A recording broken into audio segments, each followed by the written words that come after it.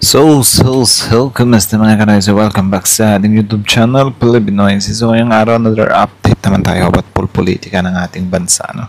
So, ang video to is mula na naman kay Viral Broadcast PH. So, meron itong pamagat na breaking news o Bongo na bigla sa pagtanggal sa kanya sa Senado. Naiyak sa sinapit si Bongo. So, panoorin natin to men. Bibigyan natin to ng reaction and then kaya na rin bahalang humusga. No? So, tingnan natin kung ano yung nakapaload sa video to. And then, bago natin simulan, Viral Broadcast PH, supportahan nyo yan. Tapos, syempre, kung trip nyo na mga ganitong reaction video, may kasama kayo manood, huwag nyo rin kalimutang supportahan yung YouTube channel natin, Pilipinos. So, mga kanoisy, hindi na natin ito patatagalin po.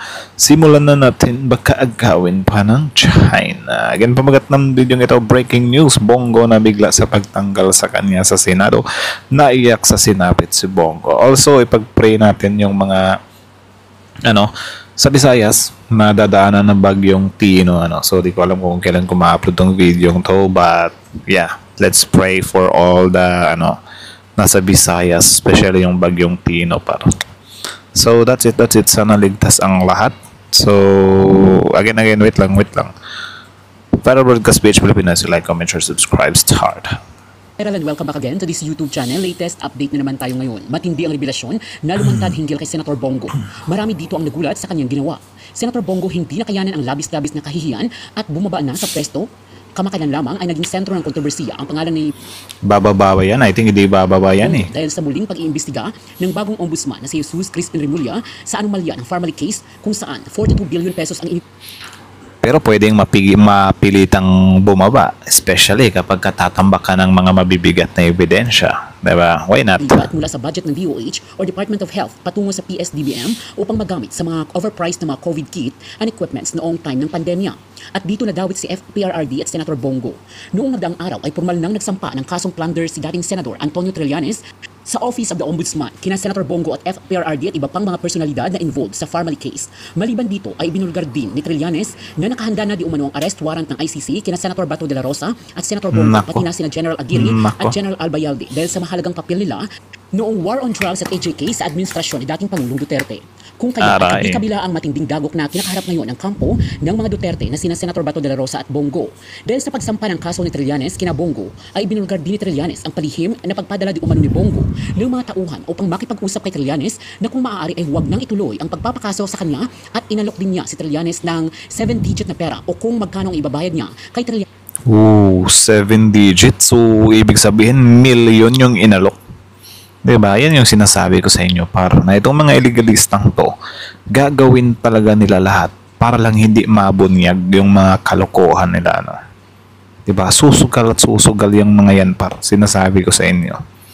Diba? Sabi nyo, kapag yung si Hernandez, kapag doon sa Senate, okay lang. Napaka-imposible parang. Lulusot talaga dyan yung bribery, yung threat, diba? Yung blackmails. Nandyan yan. Part na yan ng mundo nila eh. Diba? Para lang,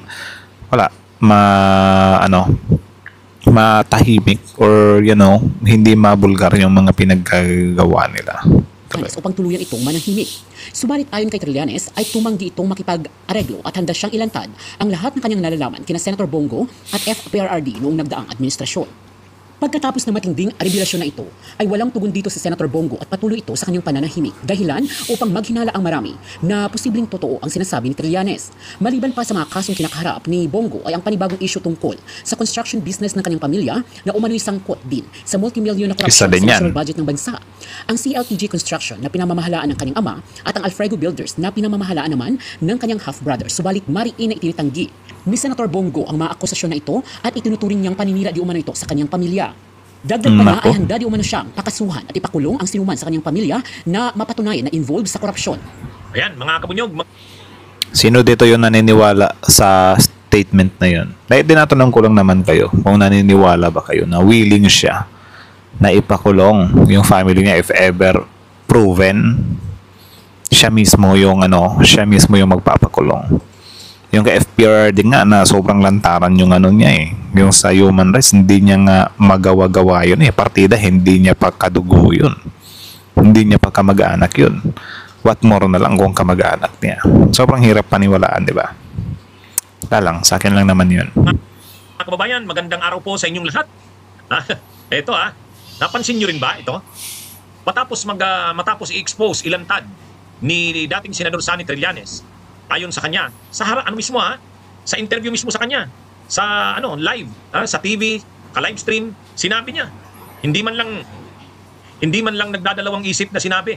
Walang pagdududa sa mga pagkakasabi ni dating Senador Sonny Trillanes. Straightforward yung kanyang mga sagot sa mga tanong sa kanya. Ang sabi ni dating Senador Sonny Trillanes, maraming beses na nagpadala sa kanya ng emisaryo, conduit, ng tao. Nagpadala ng tao itong si Bongo para siya'y arigluhin. Para wag ituloy yung mga kasong isasampa niya laban dito. Itigil na ang mga paghahabol niya dito kay Bongo. Yun ang sabi ni dating Senador Sonny Trillanes. Kaya ikaw kapag nagpapasilaw ka, milyon din yun, bigla ka na lang talagang matatahimik. Pero remember this, once na tinanggap mo yung pera na yan as a blackmail, wala na. Hawak ka na nila sa liig. 'Di ba? May na yan may paper trail na yan or sumbata na, 'di ba? Ikakasira mo din yan. 'Di ba? Madadrag ka pababa kung if ever gagawin mo yan. 'Di ba? Kaya mag-iingat-ingat talaga kayo sa pagpasok sa mga illegal na yan Buti na lang talaga hindi tinanggap ni Trillanes yun, kasi kung tinanggap niya yun, wala na, hawak na siya sa liig. matindi yung mga rinibil na yon ni Trillanes. At ayon pa kay Trillanes, inalok siya ng pera, malaking halaga. Parang sky is the limit, bahala ka na daw kung magkano ibibigay. Sana all. Ganun katindi yung offer Kabunyog Georgia at Kabunyog Joker Dick the Clapper Ganun. Ayon kay Trillanes, Boy Dura, kumusta? O tama, 7 figures daw. Hindi ikaw naman, Boy Dura. Hindi ko naman inaano na troll ka O kung 7 figures, tama. At least 1 billion yun. So, ganun. Ganun katindi. Sky's the limit, tama, si Georgia. Ngayon, may narinig pa ba kayo kay Bongo? Grabe yung billion Di ba kapag ganun yung di ba kapag ganun yung sinabi sa'yo, tungkol sa'yo, kagad-agad mo yun, papasubalian mo yan. Huwag ka nga huwag ka nga magsinungaling, Trillanes. O, di ba, Truth Farm, salamat sa pag-send ng donation, Truth Farm, Sasabihin mo dapat sa huwag ka nga... Isa din yan, sa kung bakit ang lakas din ng loob nila na gawin lang yan uy, boss, baka mapasama tayo dito kapag makikipag-deal tayo dyan kasi for sure gagamitin laban sa atin yan if ever hindi tanggapin yung offer. So, syempre, nasa isip na nila yan sobrang dali lang namang itanggin yan. Pwede lang naman nating sabihin na gawa-gawa niya lang yan. Tapos, di ba? Yung mga supporter, ipipick up yun as, gawa-gawa lang pala yan. No. Wala. Tuloy. Sinungaling Trillanes, magharapan tayo. Ipakita mong ebidensya mo, pangalanan mo. Kung mayroon ka diyang message sa'yo nung araw na, picture nung mga inutusan ko, ipakita mo. O bakit hindi ginawa ni Bongo yun? Bakit hindi niya sinagot yun? Di ba, Jel Robles? Tama po kayo, Kabunyog Ana Alzaga, natikom yung bibig. Hi, Jason Fermin, kumusta? Gerald, natamimi, tama ka. Yun lang, dapat na-record yun ni Trillanes, Pero syempre, parang baka pwede din namang itanggi yun Mahirap din. Natamimi si Bongo. Silence means yes. Nako. Natahimik ka? Di ba nung isang araw siya? For me naman, hindi ako naniniwala sa silent means yes kasi sometimes mas magandang pang-rebat yung silence. For example, sa mga DDS, makikipag-debate ka sa mga yan, makikipag-argue ka sa mga yan, hindi magpapatalo yung mga yan. Silence ka na lang. Di ba? Hindi mo naman pwedeng pagbanggain yung mga opinion mo May stress ka lang. Ang ingay-ingay niya. Sabi niya si Trillanes daw, barking at the wrong tree. Ngayon, sinagot siya ni Trillanes. Sabi ni Trillanes sa kanya, wag mo na nga ako, Bongo. Ilang beses mo akong tinangkang arigluhin. Nagpadala ka ng mga tao mo, emisaryo mo. Ngayon, inalok daw siya ng 7 digits, tama si Ay, Quindesa, kumusta? Roel Floro, kumusta po? Edna Malunso, Rolly Mantilio, kay Mario Merin Sr., kay Pupa Silahe, kay Rihas, ay Kulimbat, Halauludin, kay Farsid Abdul Kadir, kay Filin Vlog. Good evening, Carlito Tayag, Rolly Mantilio. Yan, dami na. Sorry kung hindi ko kayo mag-greet lahat. Sensya na. O yan. Ang napansin ko lang, matapos na ilantad yan ni Trillanes, si Trillanes naman, sigurado naman tayong hindi siya nagsisinungaling kasi live TV niya sinabi. At makikita mo sa mukha niya, hindi siya nagsisinungaling, kaya niyang panindigan. Siguro ang ini-expect ni Trillanes, sasagot si Bongo. Papasubalian yon. I-deny ni Bongo yon. Ay sasagutin uli siya ni Trillanes niya. O gusto mo ipakita ko mga ebidensya? True pa, shout out. Oh. Siguro, at alam siguro ni Bongo yon. Alam ni Bongo na kung sasagot siya, ika-counter niya si Trillanes, sasabihin niya, hindi totoo yan. O, anong gagawin sa kanya ni Trillanes? Hamunin siya. Ano, gusto mo ipakita ko mga ebidensya ko? Mukhang Yun lang, pero I think naman, mas magandang ipakita niya na lang yung ebidensya. English pa kasi. Diba? Mas mabuti ipakita niya na lang yung ebidensya. Diba? Para syempre.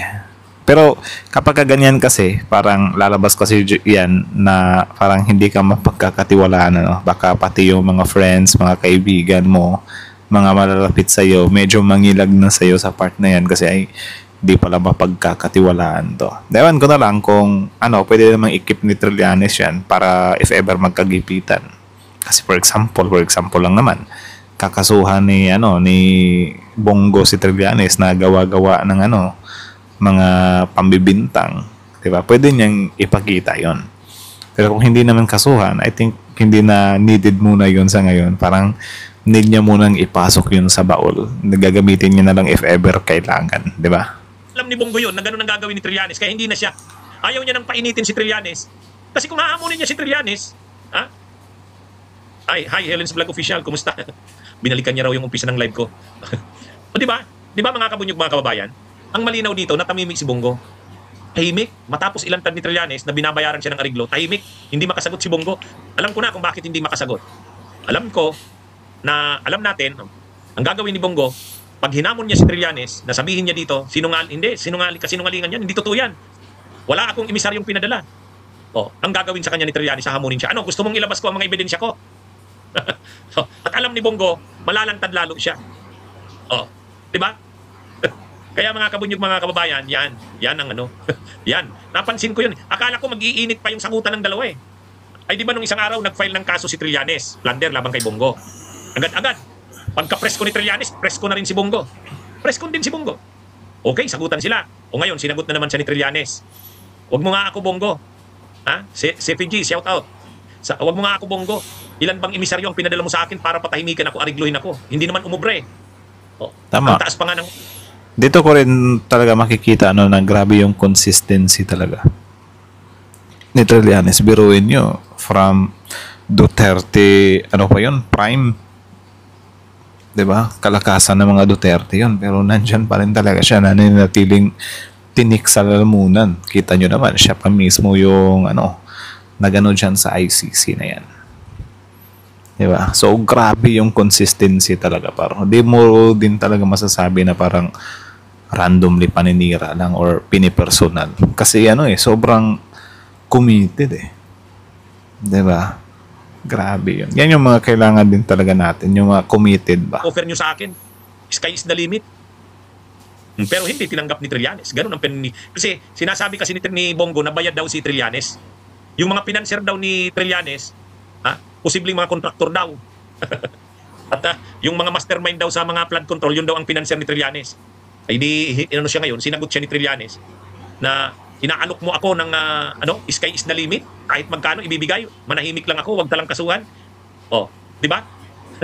Ngayon, tingnan nyo dyan, naghahanap. Alam nyo, napagod ako maghanap ng picture na si Bongo tahimik na ganyan. Yan, nakakuha rin ako. Sabi ko, ito yung magandang picture na gagamitin ko dito sa vlog ko na to.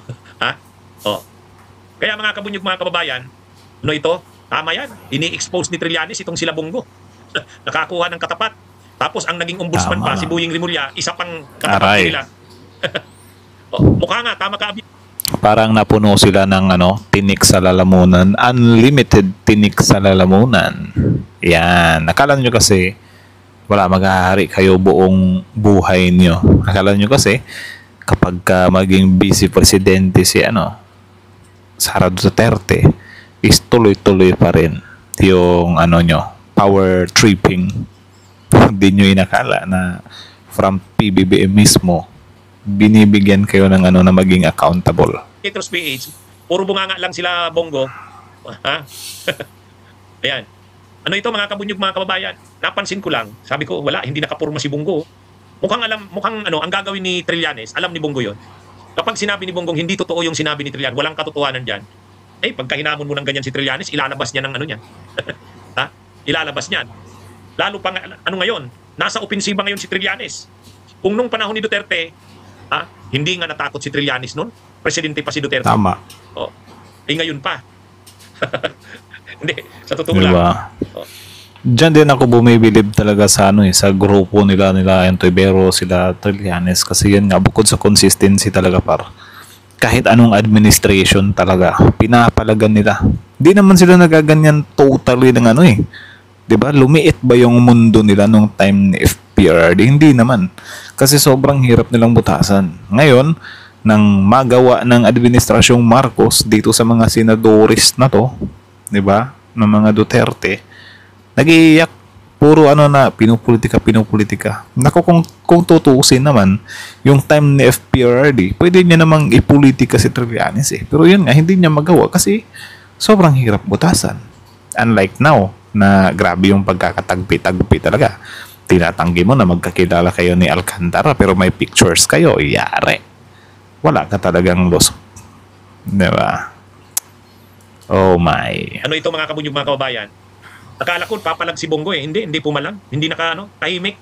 Bagay, hintayin natin. Baka nagpaplano pa kung anong next move nila. Ha? Oh. Ano yan mga kabunyog, mga kababayan? Ito si Bongo, kailangang mahubaran ito. Kasi nag-number 1 ito sa eleksyon noong sa Senado noong nang sagwa naman hubaran. Mayo.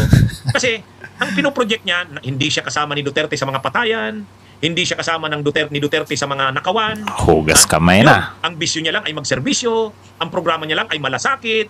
Yung mga ganon. Kumbaga ito magaling magkunwari. Magaling magkunwari itong si Bongbong. Mangmangan. Habang ang Duterte ay nai-expose siya, ayaw niyang ayaw niyang madamay doon. Kaya kahit nga kung si Padilla, kung sila Marcoleta, hi Truth Farm, salamat sa pag-send ng donation. Kung sila Amy, sila Marcoleta, sila Padilla, sila Bato, garapalan ang Duterte, pagkatanggol sa mga Duterte. Si Bongo hindi, tahimik. Duterte siya pero ayaw niyang masyadong tumampok. Kasi ang gusto niyang package. Diba? Sa sobrang niya, kala niya siguro kapag magiging maingat siya, out siya or exempted siya. Pero kita niyo naman, 'di ba? Tinuturo pa rin talaga. I think totoo talaga yung kapag talaga yung karma na bibisita sa iyo nandiyan 'di ba? Mapapasok ka kahit anong gawin mo 'Di ba? I think totoo 'yun. Ng sarili niya, Duterte siya pero hindi siya diehard na Duterte, parang ganoon. Hindi siya involved sa patayan, yung mga satukhang, sa war on drugs, hindi siya involved doon. Hindi rin daw siya involved sa mga nakawan. Yung mga issue sa Duterte, hindi siya doon involved kasi alalay lang siya ni Duterte. Nung naging senador siya, ang ginawa niya, magserbisyo, yun ang kanyang bisyo. Kaya ang nangyari, maraming nalukong Pilipino Maraming nalukong kababayan natin. O kaya yan, nag-top na chair si Bongo. Pero ngayon hindi. Dapat ma-expose ito. Dapat ma-expose ito si Bongo. Kaya salamat kay Trillanes. Napansin nyo rin pala, na tahimik. Eto mga kabunyog, mga kababayan.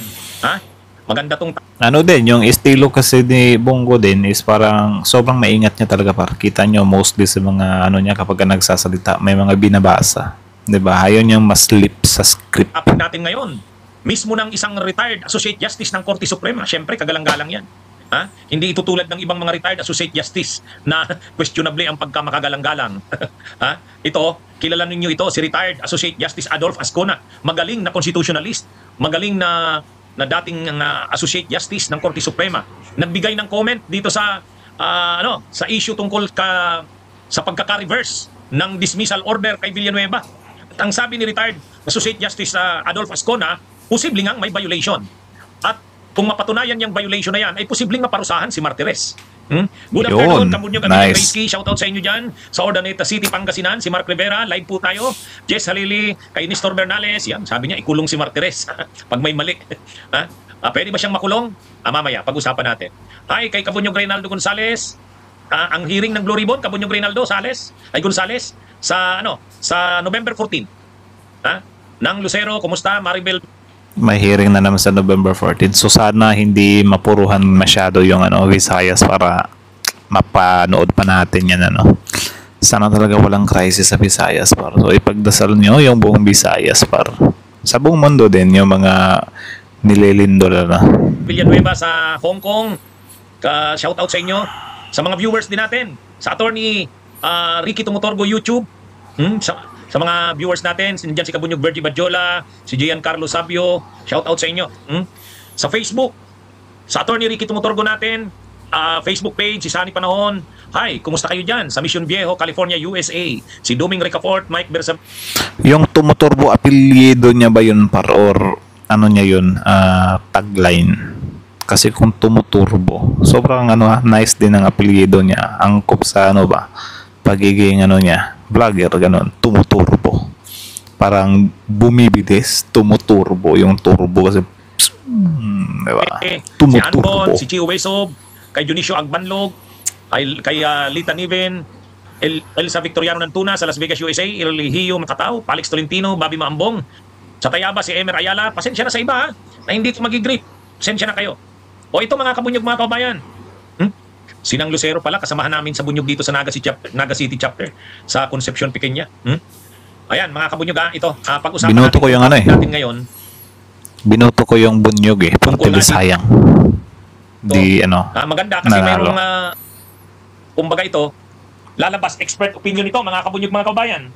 Expert opinion dahil eksperto sa constitutional law itong si Adolf Ascona. Ayan po yung title ng nakalagay diyan sa ANC, there may be a violation.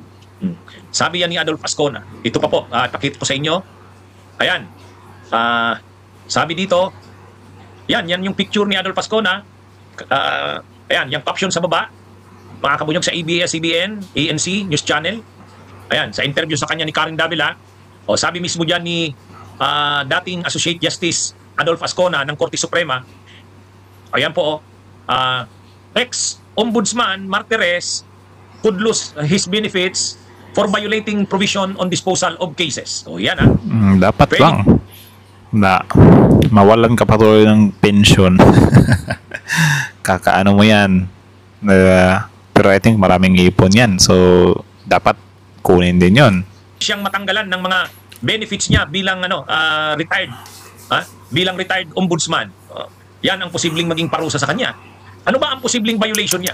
Actually, napakaganda ng paliwanag napakaganda, mga kabunyog, ang paliwanag ni retired Supreme Court Associate Justice Adolf Ascona. Ang sabi ni retired Supreme Court Justice Adolf Ascona, valid ba yung pagkaka-reverse ng dismissal order kay Villanueva? Alam naman natin na ang nag-dismiss kay Villanueva ay si dating ombudsman Conchita Carpio Morales. Yan ang pinalitan nito ni Martires, si dating ombudsman Conchita Carpio Morales. Mga kabunyog, mga kababayan. Yung mga ganito parba na parang, ewan ko kung dinodoktor nila yung mga resulta. Pero dapat ganyan. For example, paano ba natin gawin yan? For example, sa time ni Joel Villanueva na parang dismissal. Tapos may mga haters si Villanueva. Like for example lang, na-dismiss nung ombudsman na yon yung case ni Villanueva.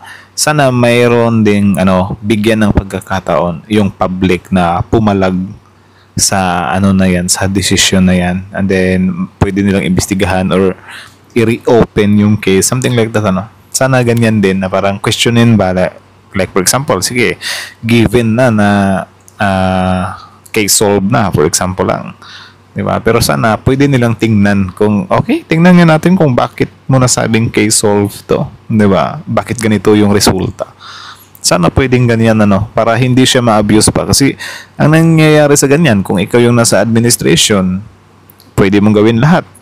Then after that administration, yung mga susunod, wala, ibubuhayin lang din naman yung mga cases. Diba? So yun, parang pampadelay lang. Sana ganyan ba na pwede nang silipin agad. Like for example, yung impeachment na pinalaga nila na parang ito lumabag sila dito, dapat pwedeng mag-attest or mag-contest, 'di ba, yung ibang mga tao or yung mga kalaban nila, bakit ganito yung decision mo? Sana ganyan para hindi din ma-abuse talaga yung power like that ombudsman or whatsoever. For example, right now, kung yung conviction ni Ombudsman Remulla, hindi kayo satisfied, tapos parang final na yon na okay na, sana open din sila na imbestigahan ba para after this administration wala nang ganyang mangyayari na yung mga dinesisyon na ni Remulla bubuhayin na naman next administration. Ay, bakit ganito yung mga ginagawa mo, di ba? Wala lang, naisip ko lang. So ngayon, ang pinalitan ni Martires ay si Conchita Carpio Morales. Si Conchita Carpio Morales, Conchita siya ang Carpio nag-dismiss Morales. kay Villanueva 2016 yung dismissal order. O ngayon ang ginawa ni Martires, dinismiss, alam niyo kung kailan? 2019. Ang problema, sinikreto, hindi pinaalam sa publiko yung pagkaka-dismiss. Ngayon ang tanong, valid ba yung pagkaka-dismiss kung hindi pinaalam sa publiko? Magkaiba-iba ang mga opinions. Nakita natin yung opinion ni Dick Gordon. Finicture na rin namin yan dito sa YouTube channels namin at sa Facebook page namin. Sabi ni Dick Gordon, sa ganung napaka-importanting desisyon, hindi mo pinaalam sa publiko, ay medyo yon. Posibleng walang bisa yung desisyon na yon. Ganon din yung opinion ni dating Solicitor General Pilo Hilbay, si Florin Hilbay, Martap Natcher yan. Ang sabi rin ni Florin Hilbay, kung totoo yung sinabi na sinikreto talaga, hindi pinaalam sa publiko, ay pwedeng i-treat lang yon ayon kay Pilo Hilbay, dating Solgen nung panahon ni Pinoy, pwedeng i-treat lang yon, ituring lang yon ni Ombudsman Boying Remulla bilang internal memo. Parang itatrato lang dapat yon bilang internal memo. Dahil internal memo lang yon, pwedeng i-reverse na ni Boying Remulla. So yan yung mga opinion. Pero dito kay Adolf Ascona, ang opinion ni Adolf Ascona ganito, mga kabunyog. Ang opinion ni Adolf Ascona, valid ba yung reverse ni Martires? Ang sabi ni Adolf Ascona, retired associate justice, ang sabi niya, depende kung kung yung pagkaka-release ay yung order ng dismissal, yung reversal ng dismissal ay hindi inatat sa rolyo. May tinatawag kasi kaming mga abogado na rolyo ng kaso. Bawat kaso may rolyo. Yung rolyo, dapat yung desisyon inattach doon sa rolyo. Kung hindi inattach yung desisyon na yon ni Martires, yung kanyang pag-reverse ng dismissal order ay hindi inattach sa rolyo, hindi properly promulgated yung desisyon na yon. Yan po yung requirement, Kumbaga, ang dapat na valid ba yung pagkaka-reverse ni Martires? Ang opinion, legal opinion ng isang expert, registrations, including secondment to other agencies, Diba? those on study leave, or those under floating status, such as personnel with pending criminal investigation, etc., etc. And then, in January 16, 2000, Kong Marco, hindi, Senator Marcoleta na pala. November 7 to 2002, ganun din po, PHAU HSS. Ganun din po sa November 8, 2002 to 2003, 4 months ito. Ang pinaka medyo madugo rito, Secretary, PHAU HSS, March 4, 2003 to March 15, 2012, or a period of 9 years. Ano po ang, bakit po kayo naka-float ng ganito katagal pong panahon? More than from 1998 to 2012, that's more than 11 years. Were you in floating status, sir? Mr. Chair, with the permission of the Secretary. From 1998 to 2001, Mr. Chair, I was detailed to the Presidential Anti-Organized Crime Task Force. What is that, sir? The Presidential Anti-Organized Crime Task Force. Yun yung Mr. Chair. PAOK-TF. Yes, sir. That's 2000. So, I think tapusin muna natin dito kasi si ano na yan. Baka si Marcoleta yan. So, si Marcoletes na yan. Baka maano lang tayo. Mainis lang tayo. No? So, anyways, that's it. So, kayo na masasabi nyo dito. Comment down below. Tapos yung pag-usapan natin sa comment section. So, again, ang video to is mula kay Viral Broadcast PH. Courtesy, subscribe nyo rin. Original video link the description box below. Also, courtesy na rin kay Attorney Enzo. So, Attorney Ricky Tumotorbo. Bunyog. So, supportahan nyo rin yan. Solid din ng mga ano niyan, mga vlogs niyan, ano. So, subscribe nyo rin si Kabunyog. So, syempre, bago nyo iwan yung YouTube channel natin, Pilipinoise, don't forget to like, comment, share, subscribe too. So, yeah. Kayo na masasabi nyo dun. Comment down below. So, kita nyo naman yun, par. Di ba? Sisimula ng umulan dito. So, kita nyo naman yun, par, na ano talaga siya. yun nga, yung sa ano ba, sa decisions, especially yung sa ombudsman, 'di ba? Na sana i-allow nila na i-review ulit. 'Di ba? Sasabihin naman kasi nila, case solved na nga ni, ba't pa i-review ulit? 'Di ba? So, kita nyo naman na after your administration, i-review lang naman ulit. Bubuhayin lang ulit yung kaso.